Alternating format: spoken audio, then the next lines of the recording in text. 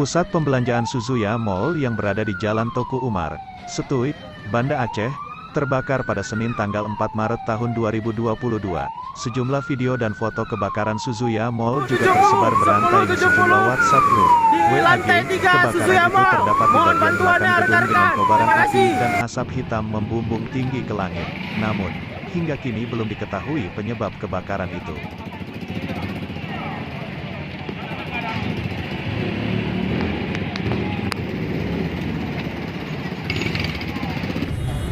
Jalan Teubar, asap mengepul hitam membubung ke udara. Ya, baru saja terjadi. Semua pengunjung berhamburan keluar untuk menyelamatkan diri.